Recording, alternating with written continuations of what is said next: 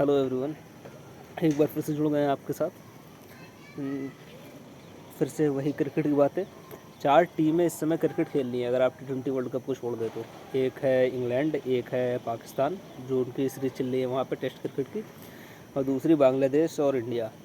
अब 4 टीमें जो क्रिकेट खेल रही हैं उसमें 2 टीमें हैं इंग्लैंड और इंडिया, और जो 2 टीमें हैं बची हुई पाकिस्तान और बांग्लादेश। तो इन दोनों का जो पेयर बनता है, मतलब इंडिया, इंग्लैंड और पाकिस्तान और बांग्लादेश के बीच में जो डिफरेंस है, ऐसा लग रहा है क्रिकेट खेलने का वो 100 साल का डिफरेंस है। मतलब ये टीमें 100 साल पीछे चल रही हैं जो क्रिकेट आजकल हो रही है, जो क्रिकेट खेलनी चाहिए जिससे। हालांकि ये वही बांग्लादेश है जो पाकिस्तान को घर में अभी 1 महीने पहले 2 महीने पहले हरा करके आई है। 2 टेस्ट मैच सीरीज दोनों जीत करके आई है। यार पाकिस्तान तो क्या हो गया, ये तो हम लोग पहले ही बात कर चुके हैं कि उनकी क्रिकेट एक तरीके से, मुझे नहीं लगता कि अब यहाँ से बहुत ज़्यादा सर्वाइव कर पाएगी। उनको बहुत समय लगेगा और बहुत नए नए प्लेयर उनको लाने पड़ेंगे, तब जा कर के उनकी टीम निकल पाएगी और एकता लानी पड़ेगी टीम में। चक्कर क्या होता है ना, जब आपका सबसे बड़ा बैट्समैन वो कैप्टनसी को लेके इतना ज़्यादा वो हो जाए, ऑब्सेस्ड हो जाए कि उसकी बैटिंग ही ख़राब हो जाए उसको लेकर के, जब से उसके पास से कैप्टनसी गई है, तो फिर उसमें और किसी का दोष नहीं होता, उस बैट्समैन का ही दोष होता, उस प्लेयर का ही दोष होता, उसमें और कोई कुछ नहीं कर सकता। हाँ, ये आप कह सकते हैं कि वहाँ पर राजनीति कम होनी चाहिए थी या नहीं होनी चाहिए थी या कुछ भी होना चाहिए था, लेकिन भाई साहब बैटिंग करना आपके हाथ में होता है। किसी ने आपसे कैप्टनसी छीन ली थी, आपसे आपका बैट नहीं छीना था, आपसे बैटिंग करने का हुनर नहीं छीना था, आपको बैटिंग अच्छी करनी चाहिए थी। आप देश के लिए खेलते हो, केवल कैप्टनसी के लिए नहीं खेलते हो। अब दूसरी बात कर लेते हैं बांग्लादेश की। यार ये वही बांग्लादेश है जो अभी 2 टेस्ट मैच की सीरीज अवे जा करके पाकिस्तान में हरा करके आया हुआ है। उसको अचानक से क्या हो गया जो इंडिया के सामने इतनी बुरी तरीके से हार रहा है। कल जो आखिरी T20 मैच था उसमें वो 20 ओवर में 297 रन खाए हैं। मतलब उधर एक पाकिस्तान की टीम है जो 150 ओवरों में 800 रन खा के बैठी थी, 824 रन। इधर ये 20 ओवर में 297 रन खाए हैं, और उनको देख के ये लग रहा था कि वो बस इसी चक्कर में थे कितनी जल्दी ये मैच ख़त्म हो, कितनी जल्दी फिर हम लोग यहाँ से लौटे। मतलब बांग्लादेश जो टेस्ट मैच कानपुर में हारा, पहला वाला टेस्ट मैच तो चलो हारे तो हारे, उनको ये था ही कि इंडिया जा रहे हैं टेस्ट मैच तो जीत के नहीं आ सकते, उनको पता था पहले से। वो बहुत ज़्यादा ये कर सकते थे कि हाँ एक तरफा नहीं हारते। लेकिन वो जो दूसरा कानपुर वाला टेस्ट मैच हारे ना, जो 2 दिन बारिश में धुलने के बावजूद भी वो 2 दिन के अंदर टेस्ट मैच हार गए, उन्होंने उनके क्रिकेट को तोड़ दिया। और तोड़ क्या दिया, अब उनकी गलती है, प्लेयर्स की गलती है, उनके मैनेजमेंट की गलती है, उनके यहाँ क्रिकेट जैसी चलती है उसकी गलती है, मुझे ये नहीं समझ में आता है। एक बांग्लादेश एक ऐसी टीम है और पाकिस्तान, ये दोनों ही टीम है। आप अगर देखोगे तो इनको जो सीनियर प्लेयर होते हैं ना, वो क्रिकेट छोड़ने नहीं चाहते यार। सीनियर प्लेयर जो होते हैं वो क्रिकेट छोड़ने नहीं चाहते किसी एंड पे जा करके। और ऐसा नहीं है कि उनके यहाँ पे क्रिकेट एक इतना बड़ा ब्रांड है जितना बड़ा ब्रांड इंडिया में है।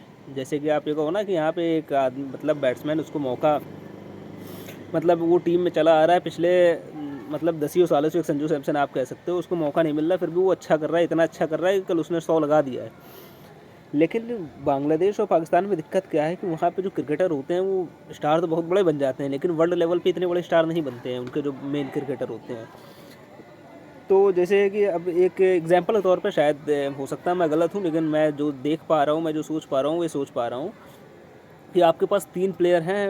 अब बांग्लादेश की बात करिए, एक मुशफिकुर रहीम, यार अरसे से क्रिकेट खेलते चले आ रहे हैं, अरसे से खेलते चले आ रहे हैं, और ऐसा बहुत अच्छा रिकॉर्ड नहीं है जो उनको ये कहे कि आप 20 साल तक के, 16 साल तक के क्रिकेट खेल सकते हो। यही शाकिब अल हसन के साथ है, वो एक समय पे ऑलराउंडर थे बढ़िया, लेकिन मुझे पता नहीं क्यों ऐसा लगता है कभी भी इंपॉर्टेंट मौके पे, जैसे इतनी बड़ी सीरीज़ निकल गई, 4 इनिंग टेस्ट मैचेस की उनको मिली, कोई इम्पैक्ट नहीं था, किसी भी तरीके का कोई इम्पैक्ट नहीं था कि आपने गेंदबाजी से ही एक तरफा कर दिया हो, एक इनिंग में एक सेशन आपने ऐसा निकाल दिया हो कि उसके बाद से सामने वाली टीम बैकफुट पे आ गई हो। ऐसा कोई भी सेशन उन्होंने नहीं निकाला, ऐसा कोई भी स्पेल उन्होंने नहीं दिया।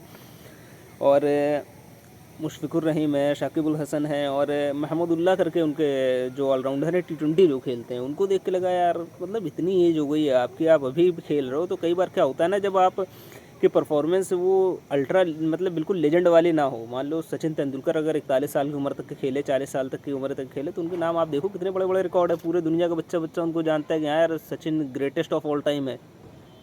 धोनी इतने सालों तक के खेलते हैं, धोनी ने क्या कुछ नहीं जिताया हुआ है। लेकिन जब आपके कोई प्लेयर जो इतना अच्छा ना करें उसके बावजूद इतने सालों तक के खेलते हैं ना, तो एक समय के बाद जो नीचे के जूनियर प्लेयर होते हैं ना, उनको लगता है कि यार पता नहीं क्या, मैं जितना भी अच्छा कर लूँ या मैं अच्छा नहीं भी करता हूँ, मुझे टीम में मौका नहीं मिल रहा, खेलना उन्हीं प्लेयरों ने है। तो मुझे कई ऐसा लगता है कि बांग्लादेश की टीम में और पाकिस्तान टीम में ये चीज़ें बहुत होती हैं कि जो नए प्लेयर होते हैं उनको मौका नहीं मिल पाता है पुराने प्लेयर के खेलने की वजह से, जिससे जो उनके बीच का तालमेल होता है वो ख़त्म हो जाता है। अब जैसे पाकिस्तान की आप बात करें, अगर इसी एग्जांपल के तौर पर पाकिस्तान पे आप जाते हैं तो देखेंगे जो नए कप्तान बने वो बाबर आजम को आज भाई रिपोर्ट आई कि दूसरे और तीसरे टेस्ट मैच से उनको ड्रॉप कर दिया गया है, शाहीन शाह अफरीदी भी नहीं खेलेंगे।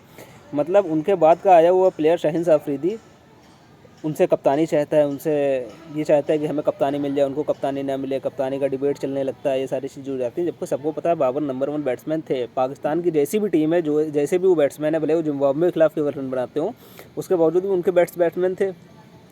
उसके बावजूद वो क्या होता है ना, आप सीनियर प्लेयर को वो इज्जत नहीं देते हो, वो सारी चीज़ें नहीं करते हो, ये दिखता है उसमें।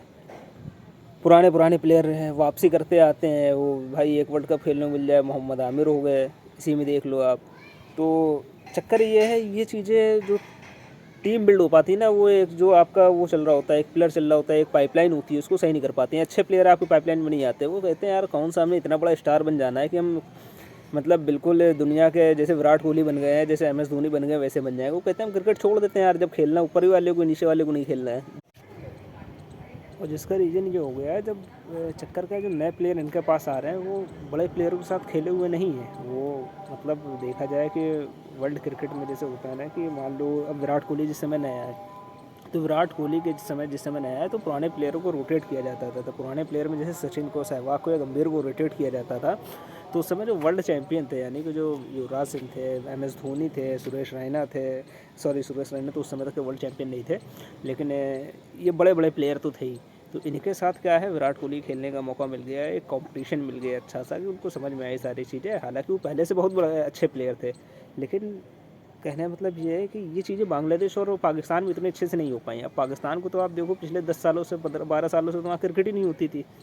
तो प्लेयर जो भी खेलते थे वो आपस ही में खेलते थे, कोई बाहर जाके कितना ही खेल लेता था। बहुत बड़ा प्लेयर कोई खेल लिया तो खेल लिया, अदरवाइज़ तो नहीं खेलते थे। और बांग्लादेश में तो सारी चीज़ें होती हैं, उसके बावजूद भी वहाँ प्लेयर नहीं बन पाए। हमें तो सबसे बड़ी बात ये लगती है कि जब आपको कोई प्लेयर 40 साल तक के खेल रहा है, 40 साल की उम्र तक के खेल रहा है, तो दोनों ही चीज़ें होती हैं। पहली चीज़ तो ये होती है कि एक तो उसको खेलने की ज़रूरत है, अपने हिसाब से पर्सनली उसको खेलने की ज़रूरत है, उसका मोटो है कि उसको खेलना है। दूसरी चीज़ ये भी होती है कि आप इतने अच्छे प्लेयर हो कि टीम की भी नीड है कि आप खेलो।